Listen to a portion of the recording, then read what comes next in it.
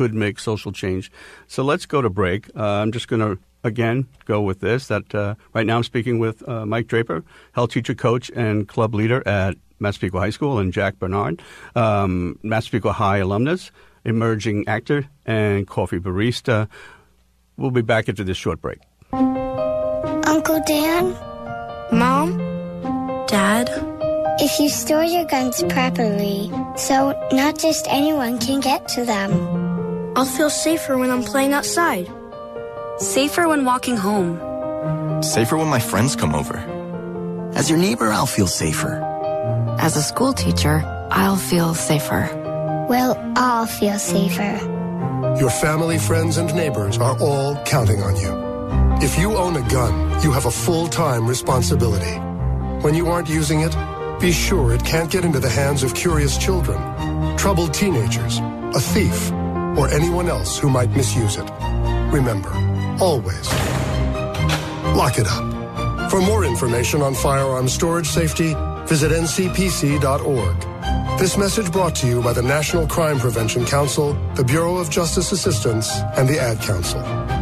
Portions of today's local news for My Hometown have been made possible by Herald Community Newspapers. For the most comprehensive local news, visit liherald.com. Got a story to tell? Call 516-569-4000. WHPC. And now we return to My Hometown. Okay, we're back. Bob Hempel, your host today on My Hometown. And I'm going to get right back to my discussion with Mike Draper and Jac Bernard. And we're talking about the issues surrounding gender equality, or we're actually looking at the words we use. This segment here, we're going to kick off with school clubs as agents of social change. And Mike Draper certainly is no novice at this. He I met him as a sports coach, and I know he runs many. He's an agent for social change in terms of the Gay Straight Alliance at Massapequa High School. So let's be specific to that. I want to just offer one thing that I picked up working with Mike. And he has this quote on all of his emails. He says, "Be kind, for everyone is fighting a hard battle." So I just want to go right at it, Mike. Why do you have that on your emails? Well, it's not my quote. I picked it up along the way somewhere. Okay. I forget where. It's a great quote. But I like it because I think that we forget about others sometimes because we do become so self-involved. We live in a pretty fast and now society, and we all fall victim to forgetting about others. Mm-hmm. So I like to keep it there kind of as a reminder. Yeah. It grounds me and also kind of saves me from getting into trouble via email sometimes as well. Yeah. Well, I take away that life is hard enough, never mind making it harder for others, right? Yep. And all you have to do is just hop on the parkway, and there you go. It's a little harder immediately. Okay, so thank you for that. I just want to go over here a little deeper into this idea about clubs and social change. As a Key Club, Senior Nation advisor, Massapequa High School's Gay Straight Alliance, do you see any of these clubs, any of them, and I mean that, as agents of social change where students are changed by participating in them?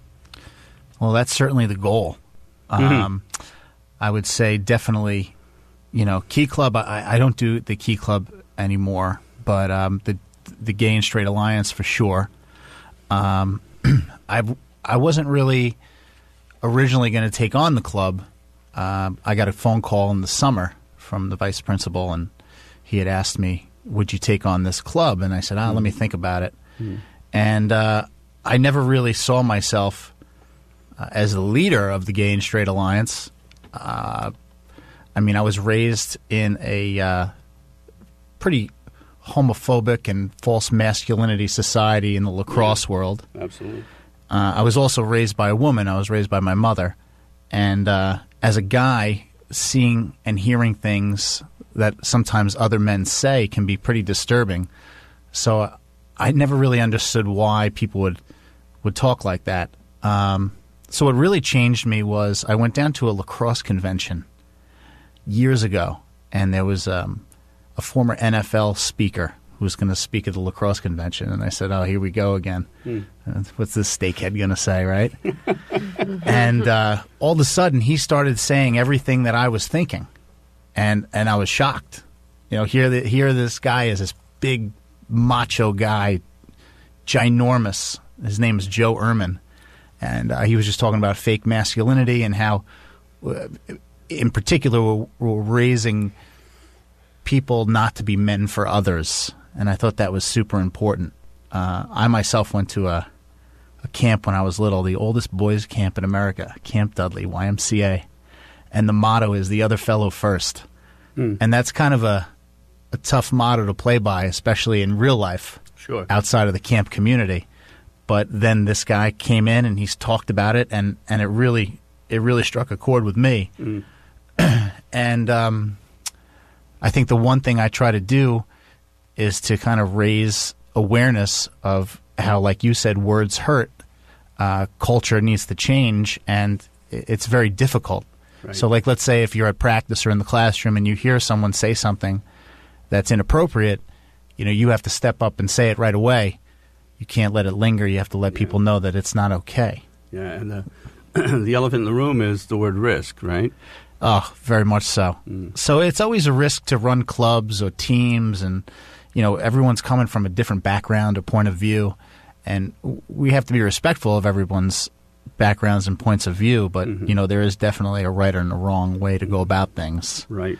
And I think the biggest challenge is changing the culture, but clubs for sure are change agents, without a doubt. I mean, that's the main goal. I mean, I think of it in a wide-ranging one. Certainly, I really commend you as a change agent for taking on the Gay Straight Alliance. Oh, thanks. I don't, because it is so topical, because it's new for our culture to become more enlightened. And I've evolved as well. I mean, I've used terrible words and language in the past, and I think what really changed me was I was teaching in 7th grade, and a couple of students had come up to me, hysterically crying and upset, and confided in me and told me that they had these feelings that they didn't understand or know about, and I kind of had to take a cold, hard look at myself in the mirror and say, you're here to help these kids, and you can't be biased in any way. You pretty much have to leave your ego in the parking lot. Right. That takes more strength than anything. Right. That empathy and that stepping up to the plate is strength. That is something that not everybody can do, and that is what being strong is to me. One of the things, I'm going to go to you, Jack, maybe we can piggyback on that response. You were involved at Massapequa High School in the theater club, and very straight up and down, was that a positive experience for you? And yes. Obviously now I'm going to talk to you more about your acting, but just talk a little bit about that experience, perhaps in the framework of school clubs. Well, I was somebody who had already lost my mother. I was identifying openly as, I guess, kind of like bi, sort of gender fluid. Nobody really put a label on me, and I think that was almost this cool, like, far-reaching advantage I had. But I was always struggling with my gender. I wouldn't want to say struggling. I just knew something was up, Yeah. I just naturally felt masculine. But, so when I was in these clubs, it allowed me to be sort of accessible. So everybody kind of knew who I was in the grade because I was in these plays, and because I was always just friends with everybody, because I genuinely like to learn about people and get to know them. But especially in this club, I think it made me seem approachable, and that helped me because I had already been through so much, and it sort of helped me to help others. But it ended up helping them too. And like to this day, I'll have people from my class who said that something I said at an assembly in high school that I gave with the bereavement group and things like that resonated with them if they lost their parent. I mean, even yesterday, you know what I mean? So that stuff is so cool that I was able to not just have a good time in the club and figure out that I wanted to be an actor for sure, but it helped me make genuine human connections that I now use to connect with people, even in the industry, if we want to pull like a professional lens. Well, I think that's important because, Mike and I being teachers, to me, I look at the high school time period as a launching pad, yes, academically, perhaps sports, but social, emotional elements that cannot happen at any other time or any other place. So it sounds to me like you had a positive experience in your club. And and today I'm a working actor, so thanks, club. And I definitely want to get to that. So I'm going to move now to the third segment here, teacher and student student challenges. Mike, what challenges do you still face as a teacher, coach, advisor today? Well, the biggest challenge, like I said before, is changing the culture. I find students today are very open-minded and perceptive, and you know, they're pretty cool with everything. Just as long as you're a good person and you're a quality member of society, all the students seem to be just fine with everything. The issue is really adults and maybe faculty and staff. Maybe they have limited experiences with this kind of thing, and that kind of tends to freak people out and scare them.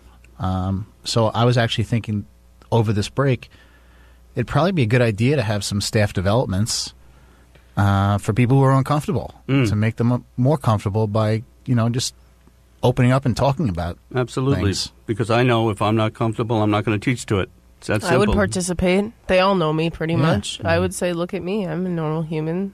Some of your kids are going through this too. 100%. Sounds like a great place to bring back to the school, an idea, concept. Yeah. I just want to go now to Jack in terms of you moving on from high school, challenges that you face or did face because you're already passed through Adelphi College, and do you still face even today as an individual who's making change? I'm always going to face changes. I'm aware of that. Nobody is ever going to fully accept the demographic that is trans men. That's just the way it is. Look at how far racism has come. Not very. So, and this is wrong. This is terrible, but I am ready to freaking hit life head on. You know what I mean? I have to be. I have to be unafraid. I have to be ready to go. So, I did get cast as a 17-year-old boy in a film. Not a trans boy, just a 17-year-old boy. It's called Benji the Dove, and it's coming out this year. So that's part of my I guess, marking my dominance in the entertainment industry as a minority who is trying to change things. Well, please get more specific about that, because that's where I want to leave off, is careers in theater and film. And how did this evolve? Give us a little context on that, and why you are obviously comfortable with this type of role. I mean, how did what evolve? I'm sorry. Just the opportunity to be in a film. That just comes from sheer searching and auditioning, and I have a manager, and an agent, so. So that's a beautiful, and they're amazing for wanting to take me on. You know what I mean? So I'm very lucky. I was terrified to go out into the entertainment industry in general, but as a transgender person, so, I don't even like to call myself that. I'm just a guy, but for the political aspect of helping people who fall under the trans umbrella, I have to say I'm a trans guy. Well, what excites me about your direction is the potential for social change through film. And I think you're the type of person that is going to help spearhead the grand conversation regarding this. So thank you. I wish you the best of luck. Unfortunately, we're at the point where 28 minutes or so has flown by. I'm going to wrap things up. No way to tightly wrap up this conversation except that hopefully we advanced it forward. I really liked working with you today, Mike. Love working with you, Bob, for sure. Yeah, and we'll do more back at home camp. And also, Jack, I wish you the best, and I want to work with you again. Thanks, Hempel. Thanks, Draper. I'm always up for working with you guys. I just want to say I'm so proud of Jack. Former student. Yeah. You're so resilient, and you lead by example. Thank you. Very what proud the heck? Of you. Absolutely. Okay, so we're going to wrap it up, and again, thank you to our guests. Again, I'm Bob Hempel, today's host for My Hometown on WHPC 90.3 FM, and thanks for listening. We like to get your feedback on My Hometown. Send your comments to WHPC at ncc.edu. My Hometown is produced by Jim Green, executive producer. Nassau Community College, where success starts and continues. Till next time, this is Bill St. James. And remember, there's no town like your hometown.